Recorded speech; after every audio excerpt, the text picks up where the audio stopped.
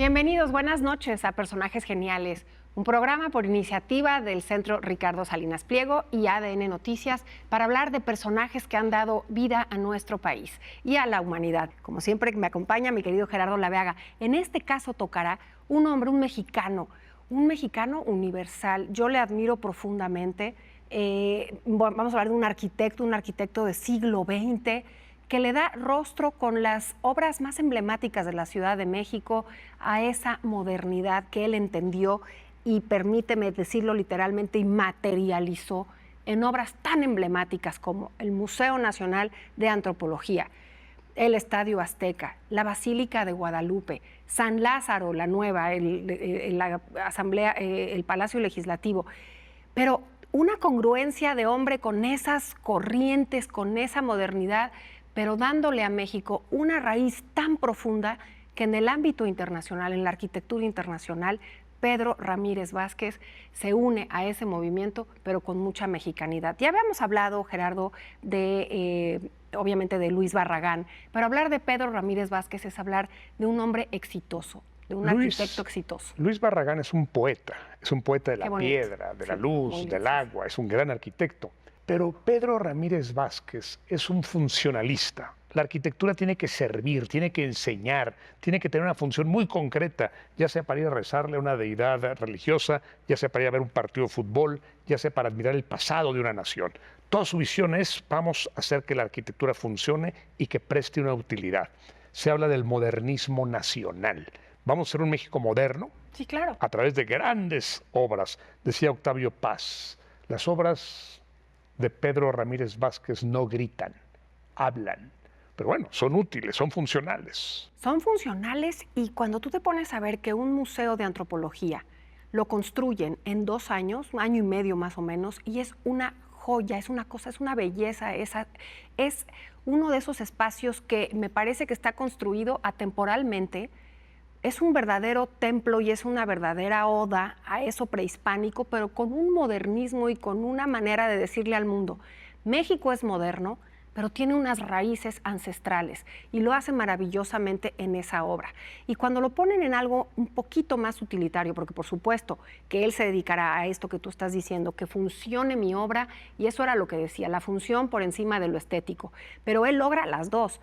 Y ahí te va por qué lo digo, porque cuando le encargan una de las obras más interesantes con respecto a esa modernidad, pero con raíz, que fue organizar las Olimpiadas, porque también estuvo encargado de ello, lo hace de una manera perfecta. ¿Qué es lo que hace? Busca un grupo de gente, la mejor en cada uno de sus campos, incluso le da la luz, la cara a los emblemas de toda la estética de la Olimpiada, con el arte óptico. El arte óptico, ese símbolo, ese logotipo de México 68, replicará hasta el día de hoy como uno de los más bellos, y la función es perfecta.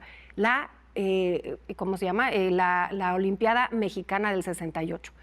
Fue tan grande el equipo y tan importante, el dibujante estadounidense de apellido Lance fue el que hizo también todos los emblemas de los deportes, la equitación, el esgrima, bueno, una función fantástica, tan funcional y tan importante que se le da también la imagen de las líneas del metro. Ramírez Vázquez mezcla en su persona un montón de cualidades. Sí. Es arquitecto, pero yo creo que antes es ingeniero. Las grandes estructuras, puentes que sostengan. Hablas del Museo Nacional de Antropología. Una columna de menos de 20 metros sostiene una plancha de concreto de 4.300 metros cuadrados. Bellísimo. Y la detienen 168 cables de acero. Es un árbol, es un paraguas. Esa obra por sí misma es un prodigio de ingeniería. Por supuesto. Pero además el señor es un político. Tiene que hablar con empresarios, con sindicalistas, con artistas plásticos de otro tipo. Y con todos se lleva bien, con todos va a negociar bien, con todos sonríe, nunca se enoja, dicen que nunca se enojaba. Entonces, para sacarle el Estadio Azteca o la Basílica tenía que hablar con sacerdotes o con antropólogos o con artistas, y siempre atrajo a muchos. Tenía un montón de socios. Pienso, por ejemplo, en aquellos que le permiten proyectar lo que tiene. Rafael Mijares, Teodoro González de León, Abraham Zabludovsky, pero también con artistas plásticos y con pintores y con escultores, con los hermanos Chávez Morado, con Matías Geritz, con Carlos Mérida, con Calder. Por ejemplo, en el Estadio Azteca hay una escultura del sol, se llama El Sol Rojo de Calder. Todo lo va combinando, habla con todos, platica con todos. Es una obra global, no es solo un técnico. No, y además se rodea de la gente perfecta para lograr una obra final. Es muy cercano a una empresa que también es un emblema de la construcción en el siglo XX. Hubo varias, pero me estoy refiriendo a Ingenieros Civiles Asociados. La ICA, con ICA hace varios proyectos y la Basílica de Guadalupe es uno de ellos. Controvertida obra porque no a mucha gente le gusta estéticamente y sin embargo funcional. Ahora es un emblema. Tú ves la antigua basílica y por supuesto corresponde a otro siglo, a otras épocas. Pero esta basílica se conforma ya, está metida en el ADN de los mexicanos. Ahora, ¿qué es lo que hace tan importante a este arquitecto? No nada más es hablar de lo moderno, sino adherirse a esa corriente. El brutalismo, que últimamente se puso muy de moda, Gerardo, por la película del brutalista, no es nueva. Y no se trata de brutalismo porque es una cosa masiva. No, brutalismo es que el elemento principal de la construcción está en bruto. Entonces esta piedra, tú mencionabas a Teodoro González de León, mencionabas a Abraham Zabludovsky, ellos hacen, después de Pedro, esta obra, por ejemplo, el nuevo Auditorio Nacional, la remodelación en los 90s, con la piedra que se viera en bruto, que esos elementos también hacen una oda a lo prehispánico. Entonces son movimientos que le dan a México muy afortunadamente ese lugar en la arquitectura internacional, ese siglo XX de la arquitectura mexicana que despega y que tiene unos vuelos muy altos. Pedro Ramírez Vázquez nace el mismo día que muere, a los 94 años, murió en 2013 y se puede visitar su casa actualmente, se está recuperando el personaje, no necesitaríamos recuperarlo, lo vemos todos los días. Oye, los que tenemos oportunidad de venir a trabajar aquí al sur de la ciudad, esa ruta olímpica donde convoca artistas para hacer una serie de monumentos y de digamos, hitos de esa ruta para llegar a los lugares diferentes de la Olimpiada, sigue siendo maravillosa. Por eso subrayaba esa pluralidad de virtudes. Tiene que hablar, que negociar con un montón de gente.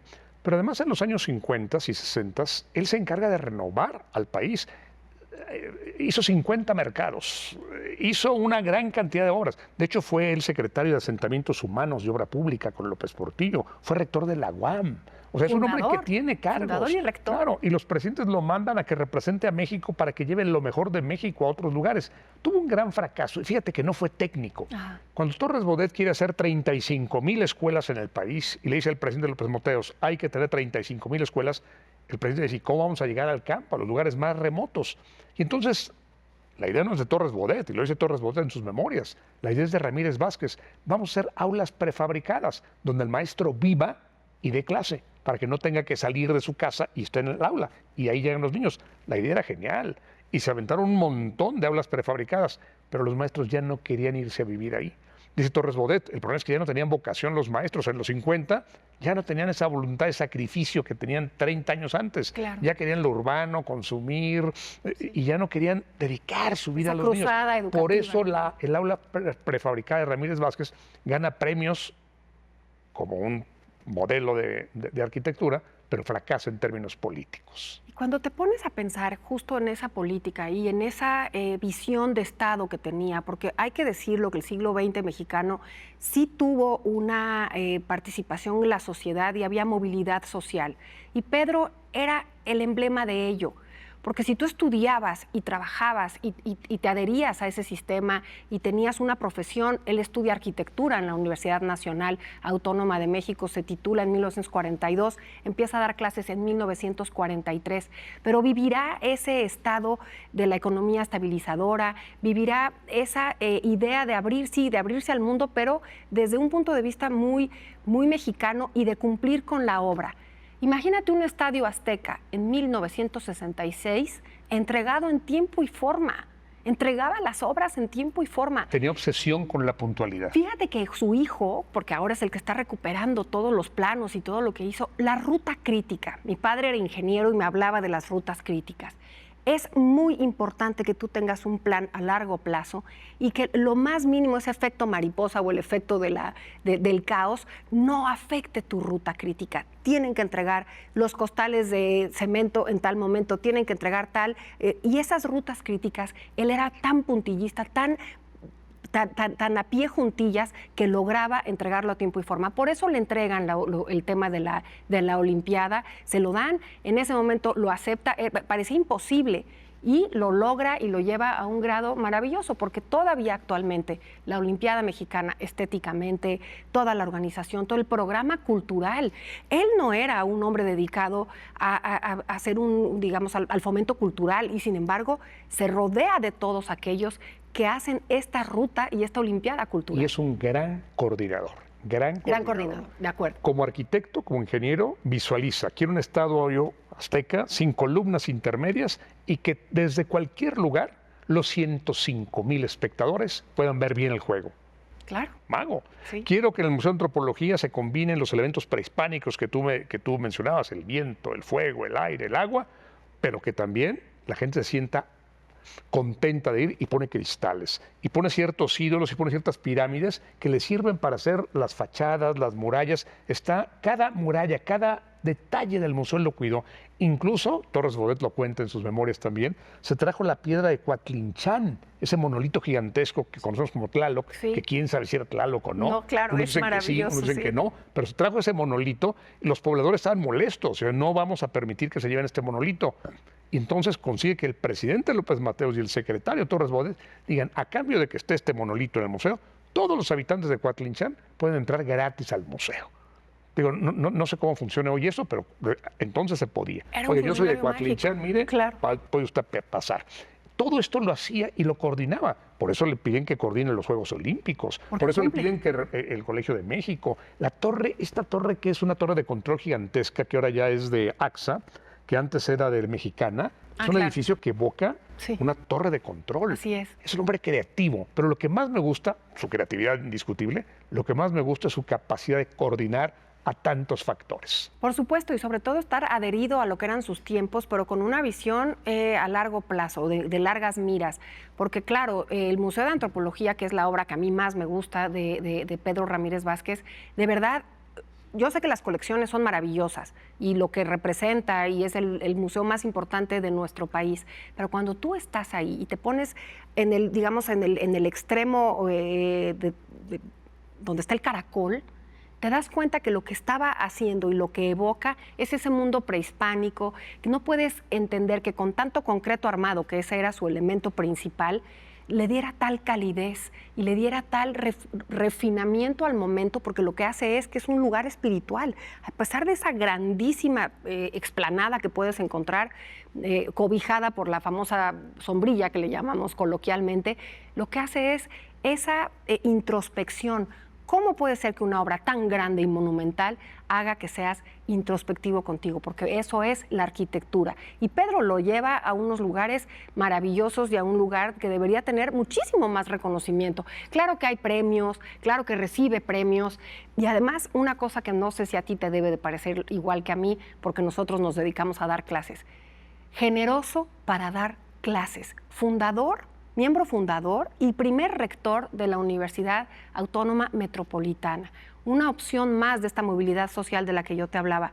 Si no puedes entrar a la UNAM, que era la casa máxima de estudios y lo sigue siendo, una opción más para esos jóvenes, para todos aquellos que se quieran dedicar con los estudios, la UAM.